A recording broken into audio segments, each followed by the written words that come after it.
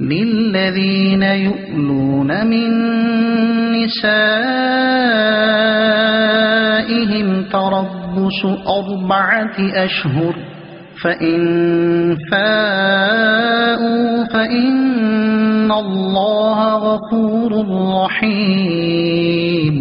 ترجمہ: اور وہ جو اپنی بیویوں کے پاس نہ جانے کی قسم کھا بیٹھے ان کے لیے 4 مہینے کی مہلت ہے، پس اگر اس مدت میں وہ رجوع کر لے تو اللہ بخشنے والا مہربان ہے۔ للذین یؤلون من نسائهم، اور وہ جو اپنی بیویوں کے پاس نہ جانے کی قسم کھا بیٹھے۔ تفسیر صراط الجنان میں ہے یہ قسم کھانا کہ میں اپنی بیوی سے 4 مہینے تک یا کبھی صحبت نہ کروں گا، اسے ایلا کہتے ہیں۔ اس کا حکم یہ ہے کہ اگر قسم توڑ دے اور 4 ماہ کے اندر صحبت کر لے تب تو اس پر قسم کا کفارہ واجب ہے، ورنہ 4 ماہ کے بعد عورت کو طلاق بائنہ پڑ جائے گی۔ اس آیت میں اسی کا بیان ہے۔ ایلا کے بارے میں مزید معلومات حاصل کرنے کے لیے بہار شریعت حصہ 8 سے ایلا کا بیان مطالعہ فرمائیں۔ وَإِنْ عَزَمُوا الطَّلَاقَ فَإِنَّ اللَّهَ سَمِيعٌ عَلِيمٌ۔ ترجمہ: اور اگر وہ طلاق کا پختہ ارادہ کر لے تو اللہ سننے والا جاننے والا ہے۔ وَإِنْ عَزَمُوا الطَّلَاقَ، اور وہ اگر طلاق کا پختہ ارادہ کر لیں۔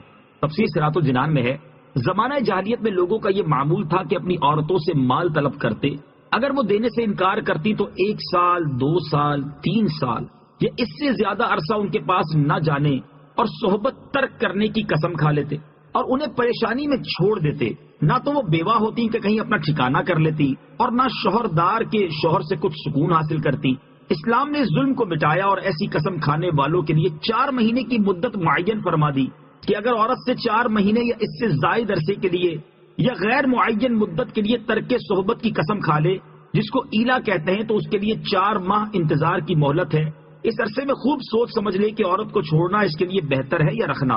اگر رکھنا بہتر سمجھے اور اس مدت کے اندر رجوع کرے تو نکاح باقی رہے گا اور قسم کا کفارہ لازم ہوگا، اور اگر اس مدت میں رجوع نہ کیا اور قسم نہ توڑی تو عورت نکاح سے باہر ہو گئی اور اس پر طلاق بائن واقع ہو گئی۔ یہ حکم بھی عورتوں پر اسلام کے احسانات میں سے ایک احسان اور حقوق نسواں کی پاسداری کی علامت ہے۔ والمطلقات يتربصن بأنفسهن 3 قروء ولا يحل لهن أن يكتمن ما خلق الله في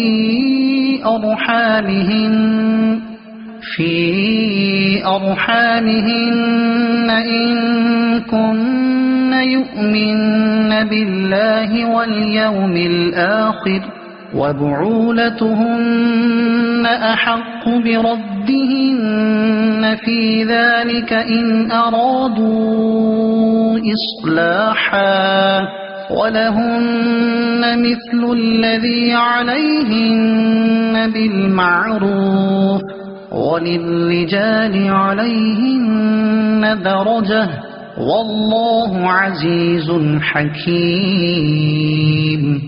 ترجمہ: اور طلاق والی عورتیں اپنی جانوں کو 3 حیض تک روکے رکھیں اور انہیں حلال نہیں کہ اس کو چھپائیں جو اللہ نے ان کے پیٹ میں پیدا کیا ہے، اگر اللہ اور قیامت پر ایمان رکھتی ہیں اور ان کے شوہر اس مدت کے اندر انہیں پھیر لینے کا حق رکھتے ہیں، اگر وہ اصلاح کا ارادہ رکھتے ہوں، اور عورتوں کے لیے بھی مردوں پر شریعت کے مطابق ایسے ہی حق ہے جیسا ان کا عورتوں پر ہے، اور مردوں کو ان پر فضیلت حاصل ہے، اور اللہ غالب حکمت والا ہے۔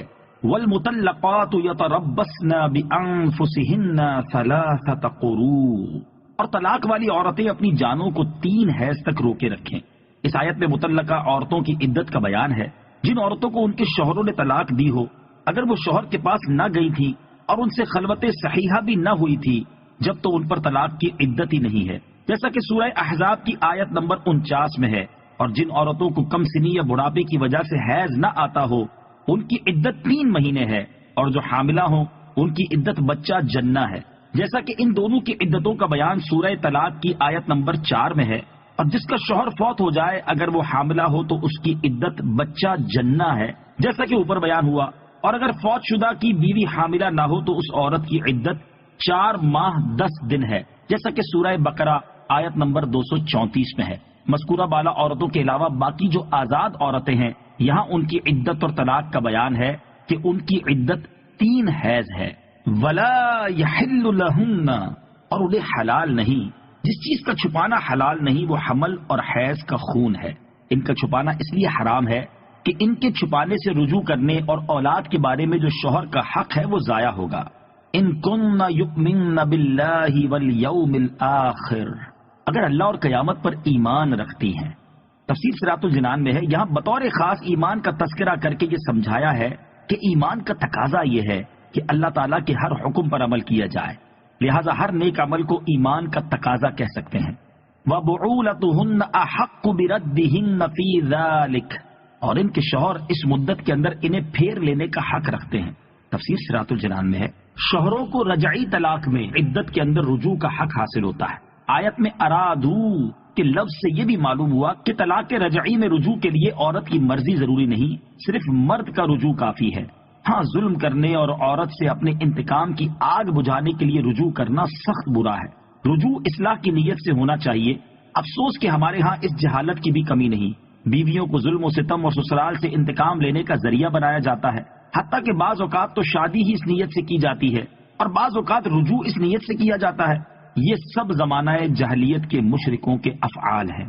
وَلَهُنَّ مِثْلُ الَّذِي عَلَيْهِنَّ بِالْمَعْرُوفِ، اور عورتوں کے لیے بھی شریعت کے مطابق مردوں پر ایسے ہی حق ہے جیسا عورتوں پر ہے. یعنی جس طرح عورتوں پر شوہروں کے حقوق کی ادائیگی واجب ہے، اسی طرح شوہروں پر عورتوں کے حقوق پورے کرنا لازم ہے. آیت کی مناسبت سے یہاں ہم شوہر اور بیوی کے چند حقوق بیان کرتے ہیں. شوہر پر بیوی کے حقوق. شوہر پر بیوی کے چند حقوق یہ ہیں: نمبر 1 خرچہ دینا، نمبر 2 رہائش مہیا کرنا، نمبر 3 اچھے طریقے سے گزارا کرنا، نمبر 4 نیک باتوں، حیا اور پردے کی تعلیم دیتے رہنا، نمبر 5 ان کی خلاف ورزی کرنے پر سختی سے منع کرنا، نمبر 6 جب تک شریعت منع نہ کرے ہر جائز بات میں اس کی دل جوئی کرنا، نمبر 7 اس کی طرف سے پہنچنے والی تکلیف پر صبر کرنا اگرچہ یہ عورت کا حق نہیں. بیوی پر شوہر کے حقوق. بیوی پر شوہر کے چند حقوق یہ ہیں: نمبر 1 ازدواجی تعلقات میں مطلقاً شوہر کی اطاعت کرنا، نمبر 2 اس کی عزت کی سختی سے حفاظت کرنا، نمبر 3 اس کے مال کی حفاظت کرنا، نمبر 4 ہر بات میں اس کی خیر خواہی کرنا، نمبر 5 ہر وقت جائز امور میں اس کی خوشی چاہنا، نمبر 6 اسے اپنا سردار جاننا، نمبر 7 شوہر کو نام لے کر نہ پکارنا، نمبر 8 کسی سے اس کی بلا وجہ شکایت نہ کرنا، نمبر 9 اور خدا توفیق دے تو وجہ ہونے کے باوجود شکایت نہ کرنا، نمبر 10 اس کی اجازت کے بغیر 8ویں دن سے پہلے والدین یا 1 سال سے پہلے دیگر محارم کے یہاں نہ جانا، نمبر 11 وہ ناراض ہو تو اس کی بہت خوشامد کر کے منانا. وَلِلرِّجَالِ عَلَيْهِنَّ دَرَجَةٌ، اور مردوں کو ان پر فضیلت حاصل ہے. مرد و عورت دونوں کے ایک دوسرے پر حقوق ہیں، لیکن مرد کو بہرحال عورت پر فضیلت حاصل ہے اور اس کے حقوق عورت سے زیادہ ہے.